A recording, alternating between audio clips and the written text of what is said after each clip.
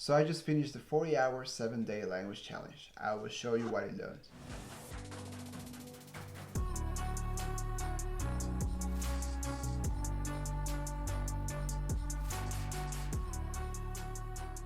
So first of all, what is the 40-hour, 7-day language challenge? Well, I guess it's pretty self-explanatory, but you need to study languages for 40 hours inside a week or 7 days. What for? Well, to improve your language skill, obviously, but also to see your limits, like see how far you can get. Also to discover how you can learn or how far you can get in the space of a week if you really put all your efforts into it. And what pulled me to it? Well, my good friend Mark Bogot from Language Come Up, link here, is very excited. Well, was very excited about it. It's over now, and he was posting about it in socials, and he was like trying to bring a lot of people into it, and it worked. I saw many polyglots, multilinguals, even bilinguals, really hyped up about it, and of course, I wanted to join in because I'm already doing a lot of hours by myself, and I wanted to have the heat of a challenge. You know, it's always great to be part of something bigger than just you studying on your own. And I was already used to studying at least 40 hours per week when I was living in China studying Chinese, and when I was living in Japan studying Japanese. So this concept is not exactly alien to me. I have managed my way through 40 hours in a week easily before, but that was when I was a student. So now things are a bit different. We live in a pandemic, post-pandemic world, a full-time job. So I really wanted to see how far I could get in the space of a week. 40 hours, that's kind of insane now that I think about it. I mean, 40 hours is what a lot of people work in a week, like a full-time job. Fair, it's 5 days, not seven, but still, I mean, full-time job. So what did I do for the challenge? Well, I took a normal week of study because I do study a lot. Like as you know, languages are my passion. It's my main dish. So I just give it a little punch just to make sure I will make the 40 hours. Because before I didn't really count my hours, and so because of this, I did not really have a grasp of how many 40 hours were for language studying. But just to be on the safe side, I tried to study as much as possible. Even on the first day, I almost got a burnout. I did like eight and a half, almost 9-ish hours. So thankfully, my full-time job is lenient. I mean, it's still a full-time job, but because of its leniency, I was able to study Duolingo and memorize during my breaks. So this really helped a lot. I did relatively little passive learning, aka music or podcast, because I don't like to focus on a task or like be working and have something else in the background. I feel like that's not really studying for me. I need to focus on the thing, you know. And also, I don't know, I feel like deep down it felt a bit like cheating. And so at night, I would immerse myself totally into Japanese. I watched a series like during this week. I started and finished a series called Jujutsu Kaisen. It's really good if you're into anime and that kind of stuff. And I watched with audio in Japanese and subtitles in Japanese. I had to use a VPN because this series is not available in the West yet in Netflix. Probably will never be because of rights and copyrights and that kind of stuff. And I also used a Google Chrome plugin called Language Learning with Netflix or something like that. I'll put the link in the description.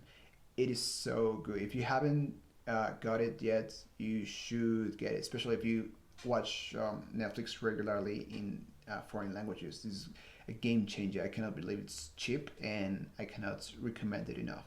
Honestly, go get it. While watching, I would pause every time there was something not clear.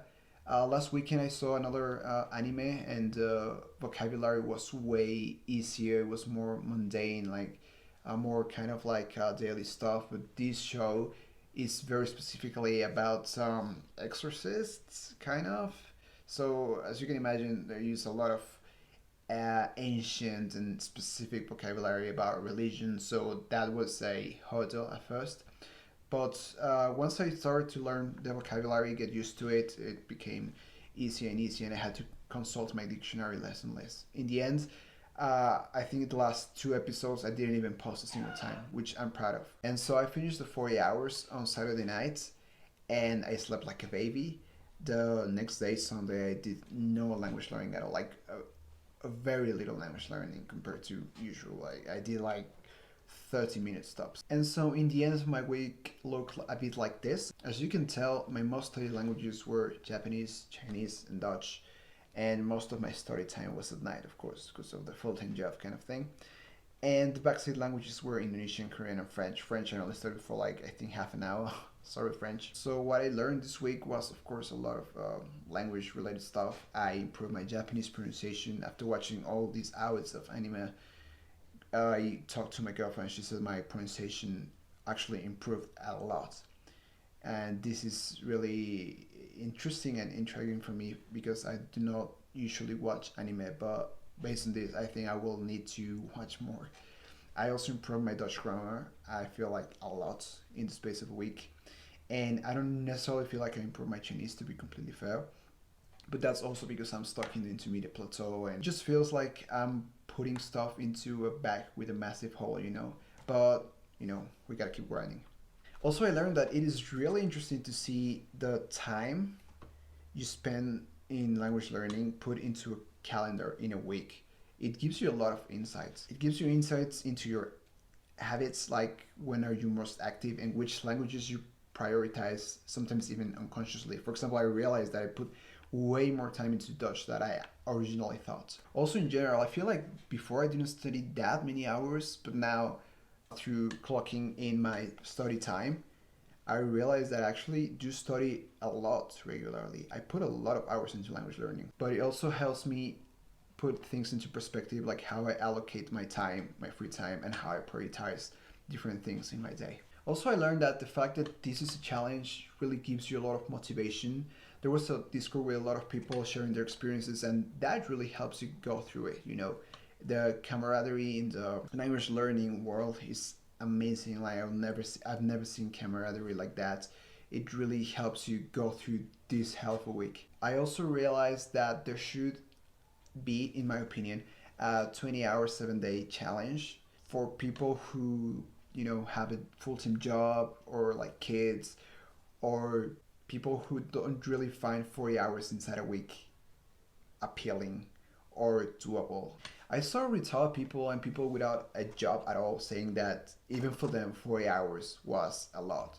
So again, it's all a matter of priorities, and I totally understand that and respect that, and I think a 20-hour challenge for them would be more fitting. In summary, I think if there was another challenge, I would join in, but this time around, I would do a normal week, a week like any other, and see if I can reach the 40 hours organically. That's pretty much it. I'm not sure if I will keep recording my language learning time, since I feel the freedom of not doing so is more comfortable, and I think it matches better my learning style. I believe challenges are great, fun, and effective, but in the end, the most important thing is to have fun. And by not recording my time, I feel like I study more for myself rather than as a competition or to try to show something to someone, you know. And voila, it was a very intensive week, but the grind does not stop. Let's keep going at it. See you next time.